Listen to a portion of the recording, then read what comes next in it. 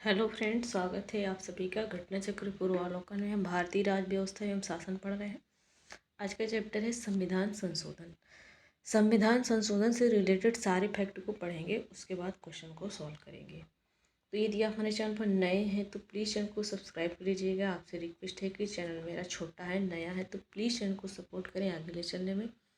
आने वाले सभी एग्जाम के लिए मोस्ट इम्पॉर्टेंट है। तो चलिए पढ़ते हैं संविधान संशोधन से रिलेटेड सारे फैक्ट को। कोई भी संविधान कितना भी सोच समझकर क्यों न बनाया जाए, उसमें समय, काल एवं परिस्थितियों के अनुसार संशोधन करना ही पड़ता है। तो जो चेंजेस किया जाता है या उसमें कुछ ऐड किया जाता है, उसी को संशोधन कहा जाता है। तो संविधान में संशोधन हो रहा है, इसलिए उसको संविधान संशोधन किया कहा जाता है। तो भारतीय संविधान नम्यता एवं अनम्यता का मिश्रण है। नम्यता और अनम्यता दोनों का मिश्रण है भारत का संविधान। इसमें संशोधन का प्रावधान किया गया है। इसमें संशोधन का प्रावधान किया गया है कि इसको जरूरत पड़ने पर संशोधन किया जा सकता है। भारतीय संविधान के भाग 20 के अंतर्गत आर्टिकल 368 में संसद को संविधान संशोधन की शक्ति प्रदान की गई है। भाग 20 है और आर्टिकल 368 है, इसके तहत संविधान में संशोधन होता है। भारतीय संविधान में 3 प्रकार से संशोधन किया जा सकता है। पहला है कि वो साधारण बहुमत से, दूसरा विशेष बहुमत से और तीसरा विशेष बहुमत तथा राज्यों के अनुमोदन से। तो 3 तरीके से संशोधन होता है। एक साधारण बहुमत, दूसरा विशेष बहुमत, तीसरा है विशेष बहुमत प्लस जो हमारा भारत देश है, इस भारत देश के राज्य के भी अनुमोदन से होगा। संविधान में संशोधन के लिए विधेयक संसद के किसी भी सदन में प्रस्तुत किया जा सकता है। यदि संविधान में संशोधन करना है, उसके लिए विधेयक पेश करना है, तो संसद के किसी भी सदन में रख सकते हैं, लोकसभा या राज्यसभा में। संविधान संशोधन विधेयक भारतीय संसद के दोनों सदनों द्वारा अलग अलग विशेष बहुमत पारित होना आवश्यक है। किसी भी सदन में पहले रख सकते हैं, लेकिन पास होना उसको दोनों सदन से है और विशेष बहुमत से। राष्ट्रपति का निर्वाचन एवं उसकी प्रक्रिया, संसद में राज्यों का प्रतिनिधित्व, संघ और राज्यों के मध्य विधायी शक्तियों का विभाजन, जो कि 7वीं अनुसूची में दिया गया है। माल और सेवा कर, जिसे जीएसटी कहा गया है, इनसे परिषद संबंधित। ये माल और जीएसटी किस आर्टिकल में है? 279 में है। संघ और राज्य की कार्यपालिका शक्ति का विस्तार करना, सर्वोच्च न्यायालय एवं उच्च न्यायालयों संबंधित प्रावधान करना, संविधान संशोधन की शक्ति, संविधान संशोधन की संसद की शक्ति और उसकी प्रक्रिया आदि ऐसे विषय हैं। इन सभी विषयों पर संविधान में संशोधन किया जा सकता है। आगे है जिन पर संवैधानिक संशोधन के लिए संसद के विशेष बहुमत के साथ साथ कम से कम आधे राज्यों की विधानमंडल द्वारा संपुष्टि आवश्यक है। संविधान के अनेक उपबंधों में कौन सा उपबंध है जिसमें वो संविधान संशोधन होगा, लेकिन वो पास कैसे होगा? विशेष बहुमत से संसद से पास होगा, प्लस आधे राज्य की संतुष्टि भी होना चाहिए। तो संविधान के अनेक उपबंध हैं। उन उपबंधों में संसद दोनों सदनों के साधारण बहुमत से संशोधित कर सकती है। इनमें नए राज्यों का प्रवेश या गठन करना, नए राज्यों का निर्माण और उसके क्षेत्र सीमाओं या संबंधित राज्यों के नाम में परिवर्तन करना, राज्यों में विधान परिषदों का सृजन या समापन आदि शामिल है। इन सभी संशोधन के लिए साधारण बहुमत संसद में पारित किया जाता है। ये व्यवस्थाएं अनुच्छेद 368 के प्रयोजन के लिए संविधान का संशोधन नहीं मानी जाती है। इसके लिए संसद में साधारण बहुमत पास करना होता है। ये संविधान संशोधन 368 का तहत नहीं माना जाता है। भारतीय संविधान के प्रथम संशोधन 1951 में हुआ था। संविधान में 2 नए आर्टिकल जोड़े गए थे, एक 31 का और 31 खा और 9वीं अनुसूची। तो सबसे पहला जो संविधान संशोधन है 1951 में हुआ था। आर्टिकल 31 का जोड़ा गया था और 31 खा, और अनुसूची में पहले 8 अनुसूची थी, 9वीं अनुसूची को जोड़ा गया था। 42वां संविधान संशोधन अधिनियम 1976 को लघु संविधान कहा जाता है। जो 42वां संविधान संशोधन हुआ था 1976 में, इसको लघु संविधान कहा जाता है। संविधान के 52वां संविधान अधिनियम 1985 में हुआ था, 52वां संविधान संशोधन। इसके द्वारा किसी दल के निर्वाचित सदस्यों के दल बदल पर रोक हेतु प्रावधान किया गया है, और ये दल बदल पर रोक प्रावधान अनुसूची 10 में है। 61वां संविधान संशोधन अधिनियम 1988 में आया था। इसके काम क्या था, मतदाता की आयु 21 वर्ष से घटा करके 18 वर्ष किया गया था। तो 42वां संविधान संशोधन 1946-76 में हुआ था, इसको लघु संविधान कहा जाता है। 52वां संविधान संशोधन 1985 में हुआ था, इसमें दल बदल के निर्वाचित सदस्यों को रोका गया है। 61वां संविधान संशोधन अधिनियम 1988 में हुआ था, इसका काम था 21 वर्ष से मतदाता की आयु घटा करके 18 करना। 86वां संविधान संशोधन अधिनियम सन 2002 में हुआ था, इसमें जोड़े गए नए अनुच्छेद हैं 21 का में अनुच्छेद 21 का नया आर्टिकल जोड़ा गया। इसमें लिखा गया कि 6 से 14 वर्ष के सभी बच्चों के लिए निःशुल्क एवं अनिवार्य शिक्षा का अधिकार उपबंधित किया गया है। तो ये संशोधन कब हुआ था, सन 2000 में हुआ था, और ये 86वां संविधान संशोधन है। 21 का जोड़ा गया और इसमें 6 से 14 वर्ष के बच्चों के लिए अनिवार्य और निःशुल्क शिक्षा का प्रावधान किया गया। 91वां संविधान संशोधन अधिनियम कब हुआ था, 2003 में। इसके द्वारा मंत्रिपरिषद के आकार को सीमाबद्ध करते हुए केंद्र में प्रधानमंत्री एवं राज्य में मुख्यमंत्री सहित मंत्रियों की कुल संख्या लोकसभा अथवा विधानसभा की सदस्य संख्या के अधिकतम 15% तक, किंतु संख्या में 12 से कम नहीं होना चाहिए, निर्धारित किया गया है। तो 91वां संविधान संशोधन जो कि 2003 में हुआ था, 91वें संविधान संशोधन 2003 में हुआ था। इसमें कहा गया है कि जो संसद का लोकसभा होगा और विधानमंडल में विधानसभा है, इसमें कितने सदस्य मंत्री होंगे, तो कितने 15% सदस्य मंत्री होंगे, प्रतिशत में 15% और अंक में देखा जाए तो 12, इससे कम नहीं होना चाहिए। 69वां संविधान संशोधन अधिनियम 1991 द्वारा दिल्ली को राष्ट्रीय राजधानी क्षेत्र का दर्जा दिया गया था। तो 69 संविधानवां संशोधन 1991 में हुआ था, दिल्ली को राष्ट्रीय राजधानी का दर्जा दिया गया था। 97 संविधान संशोधन अधिनियम जो कि 2011 में हुआ था, इसमें सहकारी समितियों को संवैधानिक दर्जा प्रदान किया गया है। तो 97 का नंबर का संविधान संशोधन जो कि 2011 में हुआ है, इसमें कहा गया है कि जो सहकारी समितियां हैं उनको संवैधानिक दर्जा दिया गया है। 100वां संविधान संशोधन ये भारत बांग्लादेश की सीमा समझौते के क्रियान्वयन से संबंधित है। 100वां संविधान संशोधन 101 नंबर का संविधान संशोधन 2016 में हुआ था, जीएसटी से संबंधित है। 102 संविधान संशोधन अधिनियम जो कि 2018 में आया था, राष्ट्रीय पिछड़ा वर्ग आयोग को संवैधानिक दर्जा देने का, तथा 103वां संविधान संशोधन अधिनियम सामान्य श्रेणी के आर्थिक रूप से पिछड़े लोगों को सरकारी नौकरी तथा शिक्षा में 10% आरक्षण देने से संबंधित है। 101 नंबर का जो संविधान संशोधन है 2016 में हुआ था, जीएसटी से रिलेटेड है। 102 नंबर का संविधान संशोधन 2018 में हुआ था, राष्ट्रीय पिछड़ा वर्ग आयोग को संवैधानिक दर्जा दिया था। और 103 नंबर का जो संविधान संशोधन है वो सामान्य श्रेणी के आर्थिक रूप से पिछड़े लोगों को सरकारी नौकरी तथा शिक्षा में 10% का आरक्षण दिया गया है। 104 नंबर का संविधान संशोधन 2019 में हुआ था, इसके द्वारा 334 में संशोधन करके अनुसूचित जातियों और अनुसूचित जनजातियों के लिए लोकसभा और राज्यसभा सभाओं में सीटों के आरक्षण की अवधि को 10 वर्ष और आगे तक बढ़ाया गया। संविधान जब प्रारंभ हुआ था तब से लेकर के ये 80 वर्ष हो गया।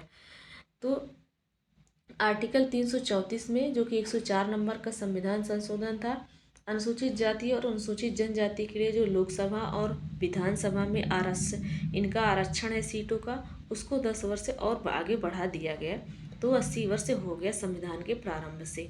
जबकि एंग्लो इंडियन के मनोनयन की व्यवस्था की अवधि को आगे नहीं बढ़ाया गया, इसको यहीं पर रोक दिया गया, जिसके उनके लोकसभा में राष्ट्रपति द्वारा आर्टिकल 331 और विधानसभा से संबंधित राज्यपाल द्वारा आर्टिकल 333 मनोनयन की व्यवस्था संविधान के प्रारंभ के 70 वर्ष बाद 25 जनवरी 2020 से निष्प्रभावी हो गई। तो आर्टिकल 331 के तहत राष्ट्रपति लोकसभा में एंग्लो इंडियन का मनोनयन करता था और आर्टिकल 333 के तहत राज्य में राज्यपाल एंग्लो इंडियन को मनोनयन करता था। जो संविधान के प्रारंभ से 70 वर्ष हो गया था 2020 में, और 25 जनवरी 2020 को इसको ख़त्म कर दिया गया, निष्प्रभावी कर दिया गया। संविधान की आधारभूत संरचना के सिद्धांत का अर्थ है कि संविधान में कुछ लक्षण ऐसे मूलभूत हैं जिन्हें संशोधन द्वारा प्राप्त या परिवर्तन नहीं किया जा सकता है। तो संविधान का आधारभूत का मतलब है जो आधार है उसको संशोधन द्वारा नहीं बदला जा सकता है।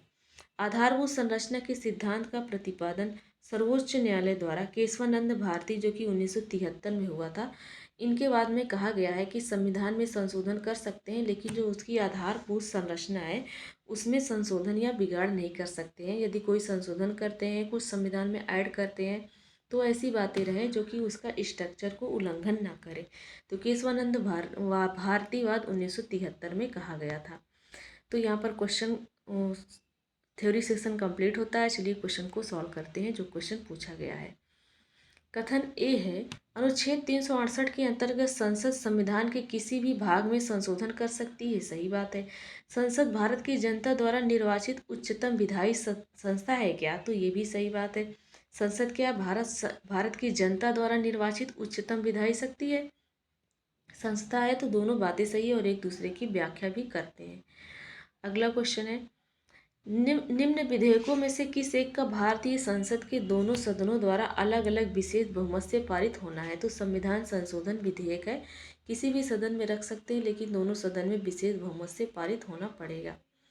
तो संसद की संविधान संशोधन की शक्ति और उसके लिए प्रक्रिया संविधान के आर्टिकल 368 में वर्णित है। 368 के अनुसार संविधान संशोधन विधेयक को भारतीय संसद के दोनों सदनों में अलग अलग विशेष बहुमत से पारित होना आवश्यक है, अर्थात कुल सदस्यों के आधे से अधिक उपस्थित एवं मतदान करने वाले सदस्य आधे से अधिक मतलब 2/3 बहुमत से इसको पारित होना आवश्यक है। अगला है, भारतीय संविधान में किस अनुच्छेद के प्रावधानों के अंतर्गत संशोधन किया जाता है? तो आर्टिकल 368 है। भारत के संविधान के किस अनुच्छेद में उसके संशोधन की प्रक्रिया है? तो आर्टिकल 368 है। संविधान में संशोधन की पहल की जा सकती है, संसद के किसी भी सदन में पहले रख सकते हो। तो इसका डी ऑप्शन हो जाएगा, संसद के किसी एक सदन में। नेक्स्ट है, भारतीय संविधान में संशोधन के लिए विधेयक लाया जा सकता है तो या तो लोकसभा या तो राज्यसभा। C option. कथनों पर विचार करके बताना है कि कौन सा कथन सही है। तो भारतीय संविधान में कोई संशोधन लाने का उपकरण किया जा सकता है तो लोकसभा में रख सकते हैं उसको, पहले राज्यसभा में रख सकते हैं, राज्य विधानमंडल में नहीं रख सकते, राष्ट्रपति भी द्वारा नहीं कर सकते, राष्ट्रपति के पास तो बाद में जाता है। इसका आंसर पहला ऑप्शन हो जाएगा, पहला और दूसरा। नेक्स्ट क्वेश्चन है, बताना है कि कौन सा सही है। भारत के संविधान के अनुच्छेद 368 के सब क्लास 2 के उपबंधों के तहत यदि कोई विधेयक भारत की संसद द्वारा पारित होने के पश्चात राजस्थान विधानसभा के पास संकल्प द्वारा अनुसमर्थन के लिए आता है तो क्या होगा? विधानसभा संकल्प पारित कर सकती है, सही बात है। विधानसभा संकल्प को पारित नहीं भी कर सकती या अस्वीकार कर सकती, ये भी सही है। ऐसे संकल्प में कोई संशोधन प्रस्तावित नहीं किया जा सकता है, हाँ, राज्य उस पर संशोधन नहीं कर सकती है, ये भी बात सही है। मतलब पारित कर सकती है, पारित नहीं कर सकती है, लेकिन संशोधन नहीं कर सकती, ये बात सही है। तो तीनों ऑप्शन सही है, तो इसका ए बी सी ऑप्शन तीनों राइट आंसर हो जाएगा। नेक्स्ट है, भारतीय संविधान के अनुसार निम्न विषयों पर संवैधानिक संशोधन के लिए कम से कम आधे राज्यों के विधानमंडल द्वारा संपुष्टि आवश्यक है। तो संविधान के संघीय प्रावधान है, सही बात है, संविधान में ये संघीय प्रावधान है। सर्वोच्च न्यायालय के अधिकार हैं क्या? ये भी सही है। संविधान संशोधन की प्रक्रिया है, ये सही बात है। नए राज्यों का निर्माण अथवा राज्यों की सीमाओं तथा नामों में परिवर्तन, तो ये संशोधन में नहीं आता है, आर्टिकल 368 के तहत नहीं आता है, तो इसलिए चौथा ऑप्शन नहीं होगा। तो भारतीय संविधान के अनुसार किसी विषयों पर संवैधानिक संशोधन के लिए कम से कम आधे राज्यों के विधानमंडल द्वारा संपुष्टि आवश्यक है। संविधान का संघीय प्रावधान अगर उसमें संशोधन कर रहे हैं तब भी, सर्वोच्च न्यायालय के अधिकार में कर रहे हैं संशोधन तब भी राज्य के आधे राज्यों के विधानमंडल से संपुष्टि लेना पड़ेगा। संविधान संशोधन की प्रक्रिया है तब भी, तो चौथा वाला ऑप्शन ही नहीं आता है 368 के तहत, इसलिए चौथा ऑप्शन नहीं होगा, तो इसका आंसर हो जाएगा ए ऑप्शन। नेक्स्ट क्वेश्चन है, कौन कौन से विषय हैं जिन पर कम से कम आधे राज्यों के विधानमंडलों के अनुसमर्थन से ही संवैधानिक संशोधन संभव है? तो ऐसे कौन कौन से अनुसमर्थन से ही संवैधानिक संशोधन संभव है, जिसके आधे से राज्यों का विधानमंडल का अनुसमर्थन लेना पड़ता है। कौन सा विषय है? तो राष्ट्रपति का निर्वाचन है, संसद में राज्य का प्रतिनिधित्व है, सातवीं सूची में कोई भी सूची हो, किसी राज्य की विधान परिषद की समाप्ति, तो किसी राज्य की विधान परिषद की समाप्ति के लिए नहीं है। चौथा ऑप्शन गलत हो जाएगा, इसका आंसर हो जाएगा 1, 2, 3। जिस राज्य की विधान परिषद की समाप्ति करना है सिर्फ उसी राज्य से लेना पड़ता है, आधे राज्य से नहीं। अगला क्वेश्चन है, कथनों पर विचार करके बताना है कि कौन सा सही है। भारत के संविधान में संशोधन केवल लोकसभा में एक विधेयक की पूरा स्थापना से की जाती नहीं, दोनों सदन में होता है। पहला गलत है। यदि ऐसा संशोधन संविधान के संघीय चरित्र में परिवर्तन की मांग करता है तो संशोधन का अनुसमर्थन भारत के सभी राज्यों के लिए विधानमंडल द्वारा किया, सभी राज्य नहीं, आधे राज्य। तो दोनों गलत है, तो इसका हो जाएगा ना तो 1 और ना तो 2। अगला है, संवैधानिक संशोधन प्रक्रिया के संदर्भ में कौन सा सुमेलित नहीं है, ये बताना है। तो कौन सा सुमेलित नहीं है ये बताना है। सर्वोच्च केंद्र और राज्य की कार्यपालिका शक्ति का विस्तार करती है, सर्वोच्च और उच्च न्यायालय करता है, राष्ट्रपति का निर्वाचन, राष्ट्रपति की योग्यता, राष्ट्रपति के पद, राष्ट्रपति के कार्यकाल, केंद्र व राज्य के मध्य विधायी शक्ति का बंटवारा, संसद में राज्यों का प्रतिनिधित्व। तो इसमें से क्या नहीं करती है फ्रेंड्स? चौथा, पांचवा और छठवां नहीं करती है। जैसे राष्ट्रपति की योग्यता क्या है, राष्ट्रपति के पद का शर्त क्या है, राष्ट्रपति का कार्यकाल क्या है, ये नहीं करता है, ये संशोधन नहीं करता है। इसलिए कि इसका राष्ट्रपति की योग्यता क्या होगी, इनकी पद की शर्तें क्या होगी, इनका कार्यकाल क्या होगा, इनका खुद ही ये तीनों बातें एक आर्टिकल में लिखा गया है। इसलिए चौथा, पांचवा, छठवां इसका आंसर डी ऑप्शन हो जाएगा। ये संविधान संशोधन में नहीं होंगे शामिल। अगला है, उस स्थिति में जबकि लोकसभा द्वारा पारित किसी संविधान संशोधन विधेयक को उच्च सदन ने अस्वीकार कर दिया है तब। यदि कोई संविधान संशोधन लोकसभा द्वारा पारित हो गया, उच्च सदन मतलब राज्यसभा, वो अस्वीकार कर दिया है, तो क्या होगा, विधेयक अंतिम रूप से वो समाप्त हो जाएगा, फिर वहीं पर वो समाप्त हो जाएगा। संविधान संशोधन विधेयक संसद के दोनों सदनों द्वारा अलग अलग विशेष बहुमत से स्वीकृति किया जाना आवश्यक है। किसी एक सदन द्वारा पारित होने तथा फिर दूसरे सदन द्वारा अस्वीकृति होने, अर्थात दोनों सदनों में असहमति की स्थिति में विधेयक अंतिम रूप से समाप्त हो जाएगा, क्योंकि संविधान संशोधन के प्रस्ताव पर विचार करने के लिए संसद के दोनों सदनों की संयुक्त बैठक की संविधान में कोई व्यवस्था नहीं है। यदि संविधान संशोधन से रिलेटेड दोनों सदनों की संयुक्त बैठक बुलाया जाए तो ऐसा प्रावधान संविधान में नहीं है। अगला, संविधान संशोधन से संबंधित कथनों पर विचार करके बताना है कि कौन सा सही है। तो चलिए बताते हैं। आर्टिकल 368 में संविधान संशोधन की 2 विधियों का उल्लेख है, सही बात है। संविधान संशोधन विधेयक केवल लोकसभा ही प्रारंभ, किसी भी सदन में प्रारंभ हो सकता है, इसलिए दूसरा गलत है। संविधान संशोधन विधेयक पर संसद के दोनों सदनों के बीच विवाद की दशा में दोनों सदनों की संयुक्त बैठक आयोजित होती है, नहीं। संविधान संशोधन से रिलेटेड संयुक्त बैठक नहीं बुलाई जाती है। राष्ट्रपति संविधान संशोधन विधेयक पर निषेधाधिकार प्रयोग नहीं कर सकता है, हाँ, निषेधाधिकार का प्रयोग नहीं कर सकता है। वो संशोधन के लिए भेज सकता है, लेकिन निषेधाधिकार के लिए नहीं कर सकता है। तो पहला और इसका चौथा आंसर सही हो जाएगा। दोनों सदनों में विवाद की स्थिति में बैठक का प्रावधान नहीं दिया गया है। साथ ही संविधान संशोधन विधेयक पर राष्ट्रपति की अनुमति देनी होगी, उसे निषेधाधिकार प्राप्त शक्ति नहीं है। निषेधाधिकार की शक्ति प्राप्त नहीं है राष्ट्रपति को संविधान संशोधन में। संविधान संशोधन करने की विधेयक को वीटो करने की राष्ट्रपति की शक्ति सहमति देनी होगी। शब्द से स्थापन करके किस संशोधन द्वारा छीन ली गई है? तो संविधान संशोधन में भी वीटो पावर था राष्ट्रपति के पास, लेकिन इसको एक संविधान में संशोधन किया गया है, 24वां संविधान संशोधन, जिससे राष्ट्रपति को वीटो पावर संविधान संशोधन से रिलेटेड छीन दिया गया है। तो संविधान संशोधन 24वां था, 1971 में हुआ था। 368 के खंड 2 में संशोधन करके संसद दोनों सदनों द्वारा पारित संविधान संशोधन विधेयक को वीटो कर सकने की राष्ट्रपति की शक्ति को छीन लिया है। राष्ट्रपति संविधान संशोधन पर वीटो पावर नहीं लागू कर पाएगा। भारतीय संविधान के लिए प्रथम संशोधन विधेयक लाया गया था, 1951 में लाया गया था, 9वीं अनुसूची जोड़ा गया था। 9वीं अनुसूची को जोड़ा गया था। भारतीय संविधान के लिए प्रथम संशोधन विधेयक 10 मई 1951 को संसद में प्रस्तुत किया गया तथा पारित कब हुआ था? जून 1951 में। प्रथम संविधान संशोधन 1951 द्वारा अनुच्छेद 15, 19, 85, 87, 174, 176, 341, 342, 372, 376 में संशोधन किया गया था। दो नए अनुच्छेद 300 का और 31 का और 31 का और 9वीं अनुसूची को भी जोड़ा गया था। अगला संविधान का प्रथम संशोधन जो वर्ष 1951 में पारित हुआ था, निम्न में से किससे संबंधित था? तो वो कुछ राज्यों में किए गए कृषि भूमि संबंधी सुधारों से संरक्षण में था। तो इसका answer C option right answer हो जाएगा।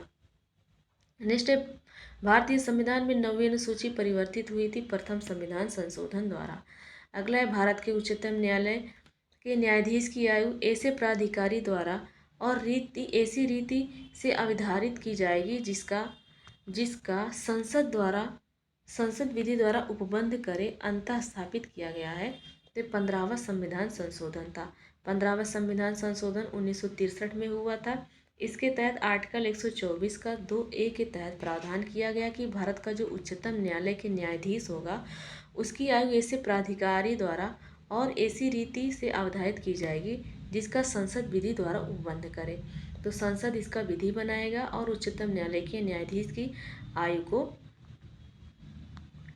का प्रावधान करेगा। अगला क्वेश्चन है, सुमेलित करना है। तो चलिए सुमेलित करते हैं। 52वां संविधान संशोधन में क्या हुआ था? दल बदल अधिनियम आया था। 13वां संविधान संशोधन जो कि सबसे पहले दिया गया है, तो 13वां संविधान संशोधन में हुआ था नागालैंड को जोड़ा गया था। तो पहला हो जाएगा। 18वां संविधान संशोधन में क्या हुआ था? तो जो 18वां संविधान संशोधन है, 18वां संविधान संशोधन है, इसमें हुआ था राज्य को पुनर्परिभाषित किया गया था 18वें संविधान संशोधन में। और 39वां संविधान संशोधन में क्या हो जाएगा? जो एक बचा है, राष्ट्रपति, उपराष्ट्रपति, स्पीकर और प्रधानमंत्री के चुनाव को चुनौती नहीं दी जा सकती है, ये 39वां संविधान संशोधन में हो जाएगा। तो इसका आंसर क्या हो जाएगा? डी ऑप्शन हो जाएगा। 1 4 3 2 3 1 4 2 3। तो 13वां संविधान संशोधन में नागालैंड को जोड़ा गया। 18वां संविधान संशोधन को राज्य को पुनर्परिभाषित किया गया है। 39वां संविधान संशोधन में राष्ट्रपति, उपराष्ट्रपति, स्पीकर और प्रधानमंत्री को चुनाव की चुनौती नहीं दी जा सकती। 52वां संविधान संशोधन में दल बदल अधिनियम जोड़ा गया है। सुमेलित करना है। पहला दिया गया, न्यायिक पुनरीक्षण शक्ति का परिसीमन किस संविधान संशोधन द्वारा किया गया है? तो न्यायिक पुनरीक्षण शक्ति का परिसीमन हुआ है 38वां संविधान संशोधन के द्वारा हुआ है। संपत्ति के अधिकार को मौलिक अधिकार से हटा दिया गया है। तो ये 44वां संविधान संशोधन है। मताधिकार की आयु 21 वर्ष से 18 वर्ष कर दिया गया है। तो ये 61वां संविधान संशोधन है। उद्देशिका में पंथ निरपेक्ष शब्द कब जोड़ा गया था? 42वां संविधान संशोधन 1976 में। तो आंसर हो जाएगा 3 4 1 2। इसका सी ऑप्शन राइट आंसर हो जाएगा। तो न्यायिक पुनरीक्षण शक्ति का परिसीमन 38वां संविधान संशोधन 1975 में हुआ था। संपत्ति के अधिकार को मौलिक अधिकार से हटाया गया था 44वां संविधान संशोधन 1978 को। मताधिकार की 21 वर्ष से 18 वर्ष से किया गया 61वां संविधान संशोधन 1988 को। उद्देशिका में पंथ निरपेक्ष शब्द जोड़ा गया 42वां संविधान संशोधन 1976 को।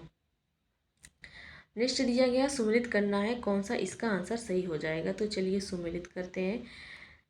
इसका ए ऑप्शन सही है। तो देखो, जो 69वां संविधान संशोधन है, इसमें दिल्ली को राष्ट्रीय राजधानी का दर्जा मिला गया था। 69 संविधान संशोधन।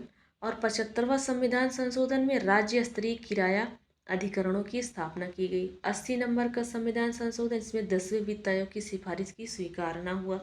83 नंबर का संविधान संशोधन, अरुणाचल प्रदेश में पंचायतों में अनुसूचित जातियों हेतु कोई आरक्षण नहीं है, वहाँ इनका प्रभावकारी संख्या नहीं है, यहाँ का समाज आदिवासी समाज है। 83वें संविधान संशोधन में अरुणाचल प्रदेश में पंचायतों में अनुसूचित जाति हेतु कोई आरक्षण नहीं दिया गया, इसलिए कि उनकी संख्या वहाँ पर नहीं है। अगला क्वेश्चन है, नेक्स्ट है, अनुच्छेद 19 का 1 गा के अंतर्गत सहकारी समिति बनाने का अधिकार है। तो तो इस 97वें संविधान संशोधन हुआ था 2012 में। 2012 में, तो इसका ये आंसर हो जाएगा।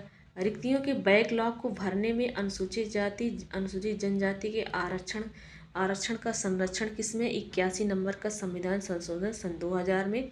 राष्ट्रीय न्यायिक नियुक्ति आयोग का निर्माण 99 संविधान संशोधन 2014 में है। मंत्रिपरिषद के आकार को परिमित करना 91 संविधान संशोधन 2003। तो इसका आंसर हो जाएगा 3142। तो इसका सी ऑप्शन राइट आंसर हो जाएगा।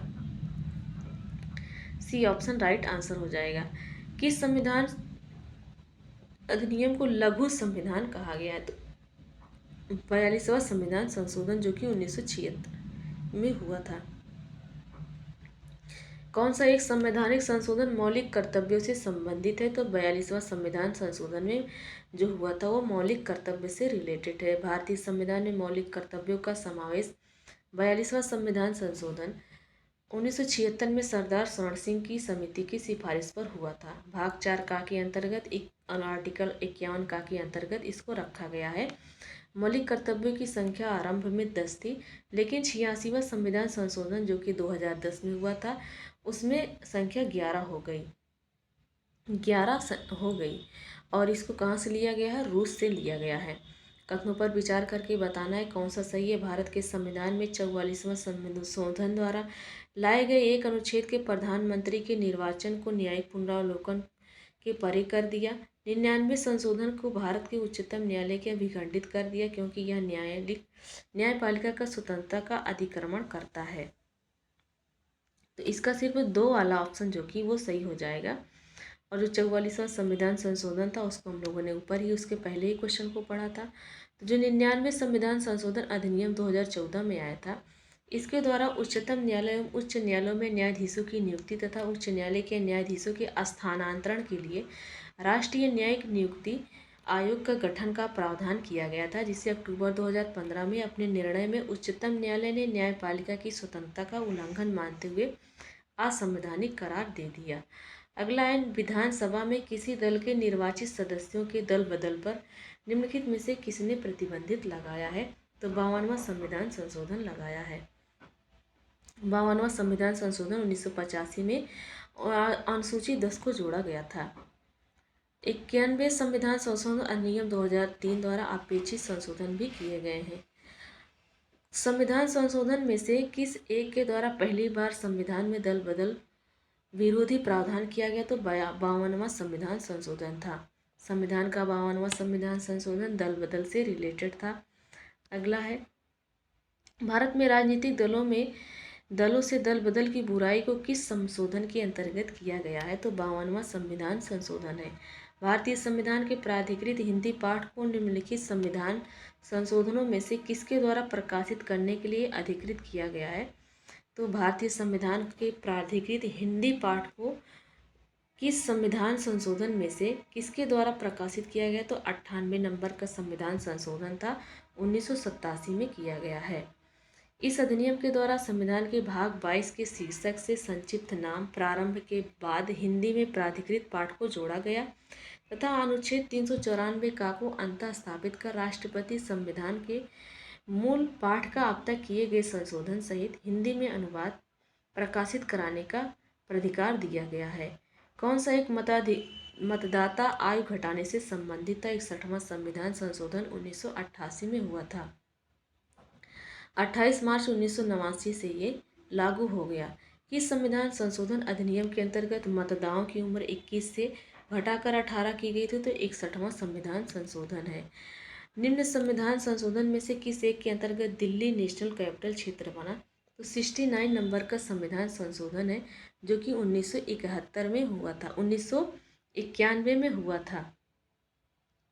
अगला है, भारत के संविधान का निम्नलिखित में से कौन सा एक संशोधन संघ शासित प्रदेश दिल्ली को राष्ट्रीय राजधानी क्षेत्र का दर्जा दिया? तो 69 नंबर का संविधान संशोधन हुआ था 1991 में।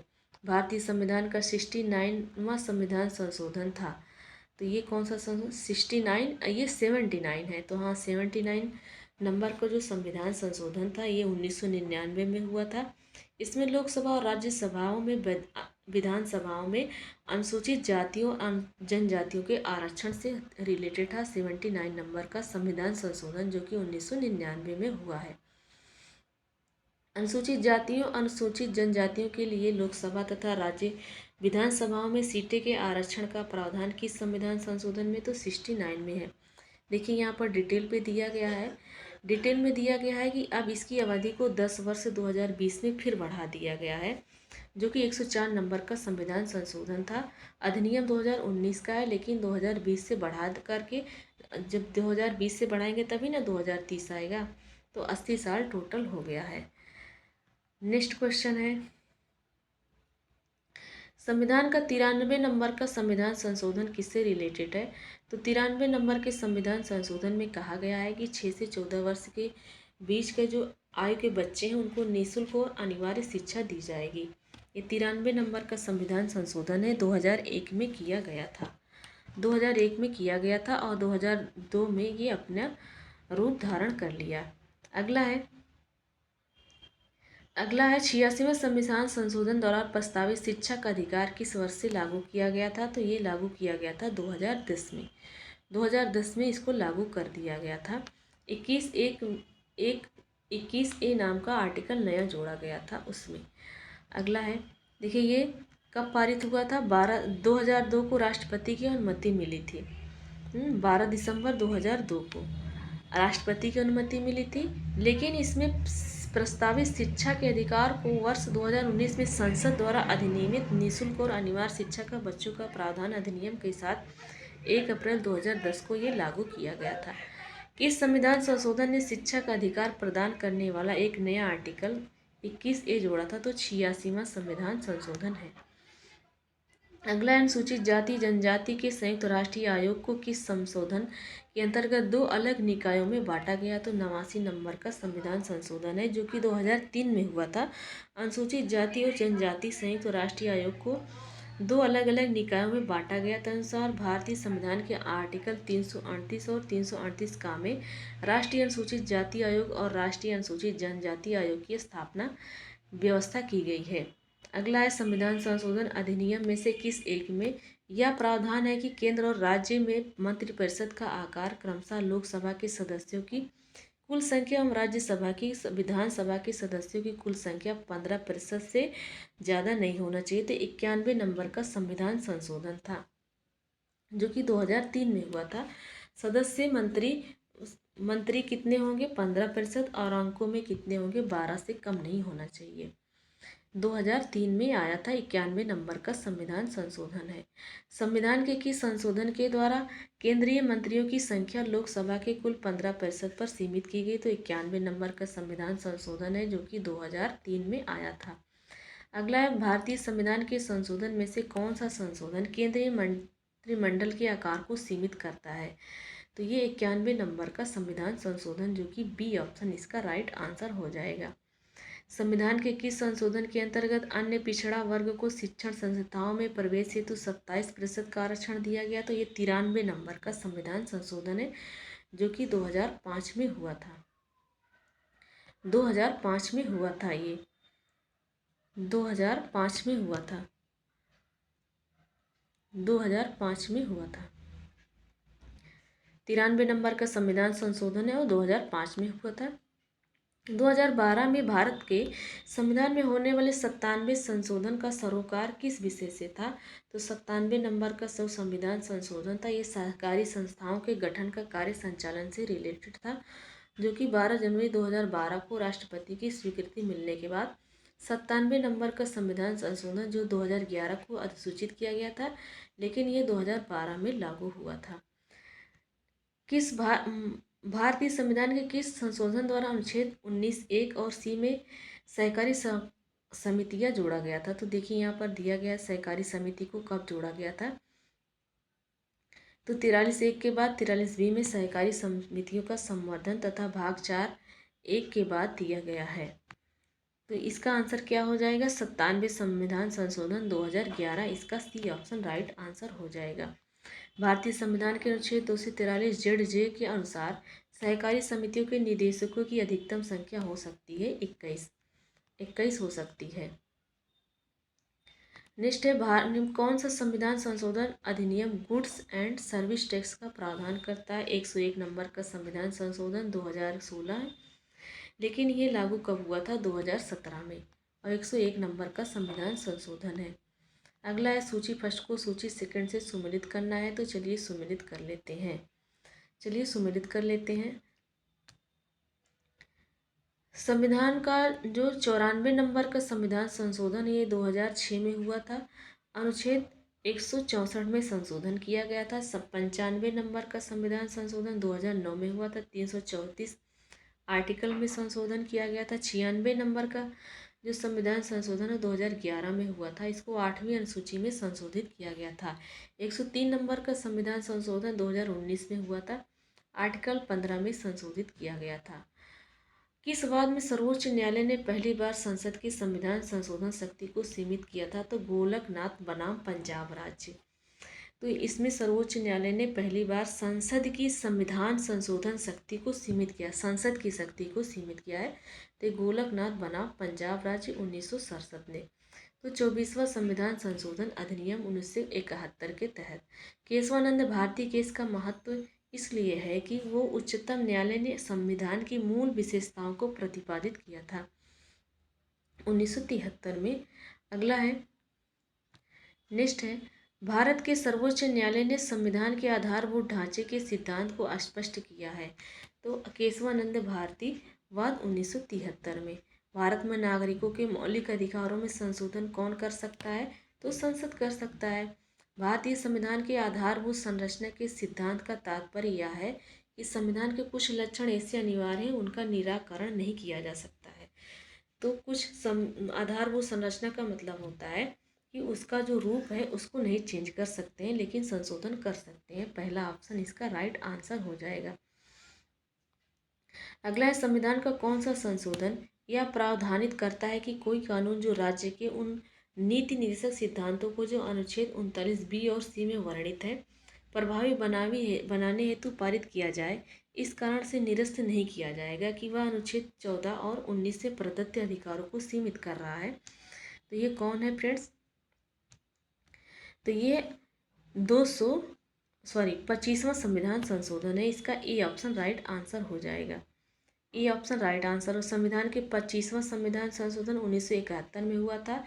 संविधान में जोड़े गए अनुच्छेद है 31C, जिसे 31 हिंदी में कहा जाता है। इसमें प्रावधान है कि 39 बी और सी में वर्णित राज्य के नीति हिंसक तत्वों को प्रभावी बनाने के लिए पारित किया गया जो कानून है इस कारण से निरस्त नहीं किया जाएगा कि आर्टिकल 14, 19 या 31 या 31वां जो संविधान संशोधन 31वां आर्टिकल जो 44वां संविधान संशोधन द्वारा निश्चित कर दिया गया है, इसे प्रदत्त अधिकारी को सीमित करता है। अगला क्वेश्चन है नेक्स्ट है कथनों पर विचार करके बताना है कि कौन सा सही है। 44वां संविधान संशोधन 1978 द्वारा राज्य के सभी निदेशक तत्वों को अनुच्छेद 14 और 19 में उल्लिखित मूल अधिकारी को प्राथमिकता दी, गलत बात है। मिनर्वा मिल्स वाद 1980 के निर्णय में उच्चतम न्यायालय ने यह व्यवस्था दी कि केवल अनुच्छेद 339 खा एवं गा में उल्लिखित राज्य के नीति निर्देशक तत्वों को आर्टिकल 14 एवं 19 में उल्लिखित मूल अधिकारियों को प्राथमिकता संवैधानिक है। तो हाँ, ये बात सही है। तो इसका आंसर क्या हो जाएगा? दो आंसर। तो मिनर्वा मिल्स वाद 1980 में हुआ था। उसमें उच्चतम न्यायालय बोले तो सुप्रीम कोर्ट ने यह व्यवस्था दी कि केवल आर्टिकल 39 खा और गा में उल्लिखित जो राज्य के नीति तत्वों में है तो वो आर्टिकल 14 और 19 में उल्लिखित मूल अधिकारों पर प्राथमिकता संवैधानिक है। अगला है सिक्किम एक नया राज्य कब बना था? तो 36वां संविधान संशोधन हुआ था 1974 में। तो भारतीय 1974 में ये सह राज्य का दर्जा प्राप्त किया था। फिर 36वां संविधान संशोधन हुआ 1975 में, तो सिक्किम को भारत का 22वां राज्य घोषित कर दिया गया तथा अनुच्छेद 31F के तहत सिक्किम राज्य के संबंध में इसको विशेष दर्जा भी दिया गया है। 31F बोले तो 31 के तहत। तो 1975 में 22वां राज्य बना। 36वां संविधान संशोधन है। अगला क्वेश्चन है निम्नलिखित में से किस कथन संबंध है सिक्किम से संबंध है? 1975 में यह भारत का अभिन्न अंग बन गया था। सही है। इसे वनस्पति शास्त्रियों का स्वर्ग माना जाता है, ये भी सही है। वहाँ वनस्पतियाँ बहुत पाई जाती हैं। इसके मुख्य निवासी लेप्चा लोग होते हैं, क्या सही बात है। लेप्चा जनजाति वहाँ पाई जाती है।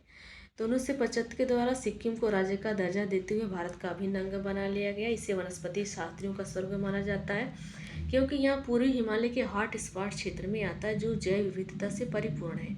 यहाँ के मुख्य निवासी लेप्चा, भूटिया और नेपाली लोग हैं।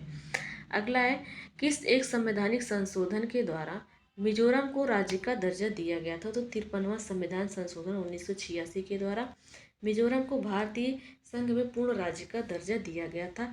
आर्टिकल 371 जी के तहत मिजोरम राज्य के संबंध में विशेष प्रावधान है। 20 फरवरी 1987 को मिजोरम भारतीय संघ का 23वां जिला बन गया। तो 1987 में 23वां जिला बन गया और 22वां जिला कौन सा है, सिक्किम है। तो ये संशोधन 53वां संविधान संशोधन कब आया था, 1986 में। अगला है, संविधान का जो 98वें संविधान संशोधन था, ये विधेयक किससे संबंधित है। तो राष्ट्रीय न्यायिक आयोग का गठन किया था 98 नंबर का संविधान संशोधन, जो कि 2003 में हुआ था, लोकसभा में प्रस्तुत किया गया। इसके राष्ट्रीय न्यायिक आयोग, जिसे एनजेसी की कहा जाता है, इसकी स्थापना हेतु प्रावधान किए गए थे। हालांकि 2004 में 13वीं लोकसभा के भंग होने के कारण यह विधेयक व्यक्तगत हो गया था। अगला है, भारत में 2013 तक कितने संविधान संशोधन क्रियान्वयन हुए हैं। तो 2013 तक कितना संविधान संशोधन हुआ, ये पूछा जा रहा है। 2013 तक 98 संविधान संशोधन हुआ था, जबकि 25 मार्च 2021 तक की बात किया जाए तो भारतीय संविधान में 104 संविधान संशोधन हो गए हैं। तो फ्रेंड्स, यहाँ पर हमारा थ्योरी सेक्शन और पूछे गए क्वेश्चन कंप्लीट होते हैं। मिलते हैं नेक्स्ट वीडियो में। Thanks for watching.